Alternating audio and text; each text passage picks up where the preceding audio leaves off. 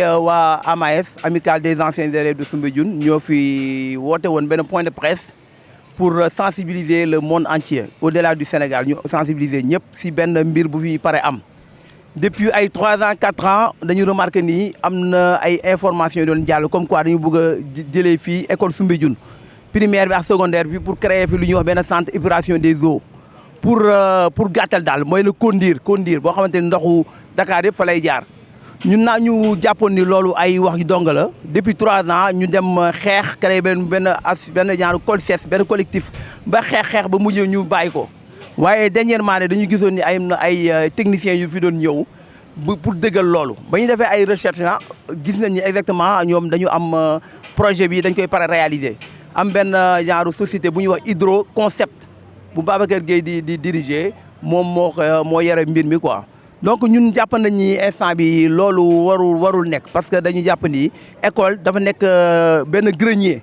parce que boo xoolee école Soumbédioune dafa am histoire fii festival des arts nègres fii am na réunion yoo xamante fii lañ ko defee la fédération du Mali bi nga xamante ne dañu booloon Sénégal ak beneen dëkk fii lañu defee ay réunion donc fii école bu am histoire la. Ensuite ñu bëri génn nañ ci école bi ay chef major des armées Ablaye Fall ay y a tellement d'avocats man parmi les avocats si la bokk maître Bamba Cissé maître Ibrahima Diagne maître Fodé Ndiaye et autres am na ay magistrats yoo xamante ni ñoo ngi fi Moustapha le célèbre Moustapha Sey ñoom tamit ay ñoom Mamadou Diallo donc y a tellement de personnalités qui sont sorties de cette école ñu jàpp ni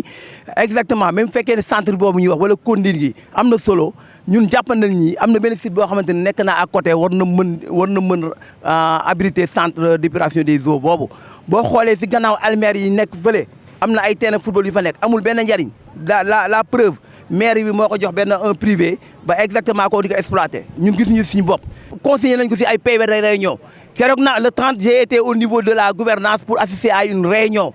avec le gouverneur wax naa leen ni ñoom dañuy forcer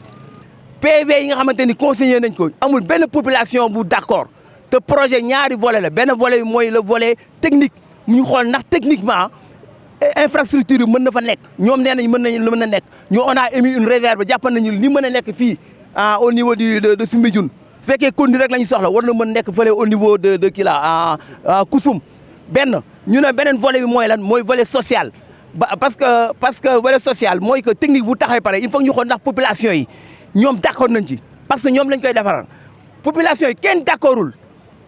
donc à partir de cet instant ci la ñu war a commencer projet mais ñoom ils sont en train de brûler des étapes dañuy mujjeen wax ni volet social bi ils vont venir vers les populations pour les convaincre ils ne sont pas passés par cette étape là même kii bi ñu waroon def benn genre réunion bu mag bu ñu waroon def nee nañ def nañ ko à leur manière parce que coronavirus bi moo mais ñun ñi nekk population Médina population Gueule Tapée Fann ñun mosuñu assister à cette réunion là. waaw ñu jàpp ni kon le volet social bi nga xamante ni on l'a pas encore respecté moo tax ñun ñu jàpp ni projet waru fi mën nekk la preuve que affaire bi moo ngi yànq quelque part mooy que ba ñu mujjee ci réunion au niveau de la gouvernance le 30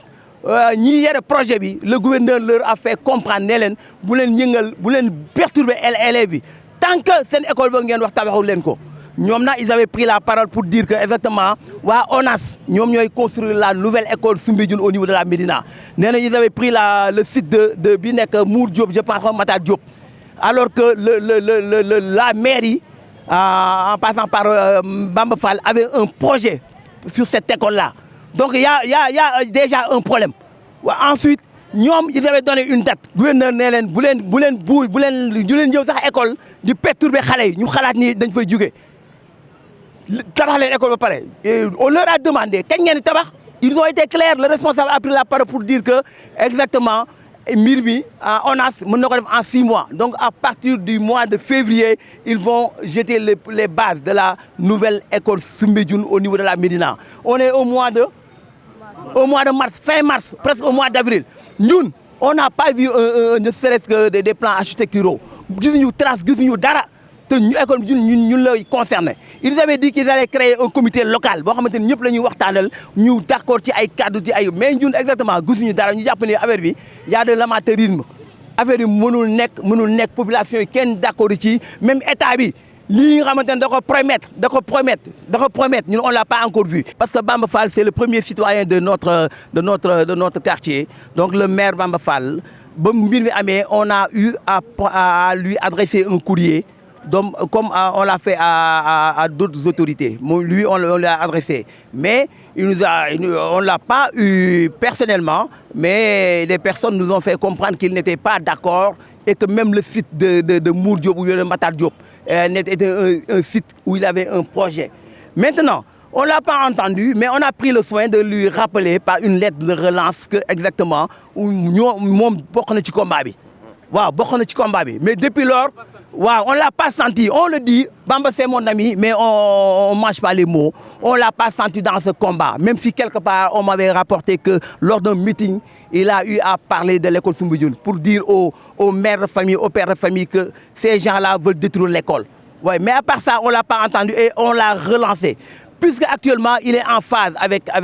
les autorités parce que exactement il disait que ces projets étaient bloqués par les autorités. Puisque actuellement, monsieur Bamba Fall est en phase avec notre président Macky Sall, je pense bien Bamba, vous devez être dans les conditions de sortir et de battre campagne pour nous. Parce que certains membres ont eu à le faire pour vous, pour votre réélection. On vous demande, monsieur Bamba Fall, de bien vouloir sortir en réalité et aller avec Amaes pour éviter ce désastre, ce scandale. Exactement, Soumbédioune dañ fi ñëw indi fi suñu xaalis indi fi suñu doole perte fi suñu temps pour la cause de nos enfants. On ne paie pas, au contraire, on perd de l'argent. Donc nous demandons à la personne responsable de ce pays-là, on veut parler de son excellence monsieur Macky Sall.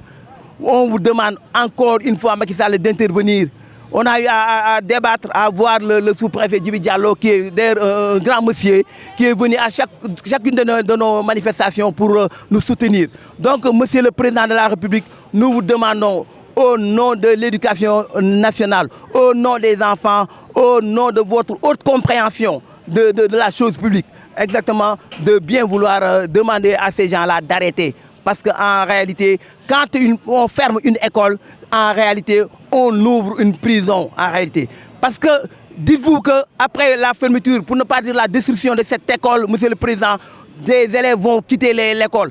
par découragement, par manque de motivation. Parce que, exactement, le fait de déplacer l'école peut être un blocage pour ces personnes qui seront considérées comme des étrangers dans une autre école. Je pense bien que ça peut être une limite même à leur réussite. Monsieur Macky Sall, monsieur le président Macky Sall, monsieur le président de tous les Sénégalais, nous on vous demande tout simplement de stopper en réalité cette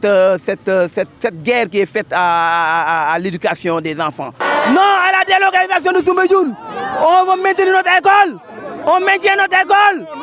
Nous disons non. Nous disons non. Nous disons non. Nous disons non. Nous disons non. Nous disons non.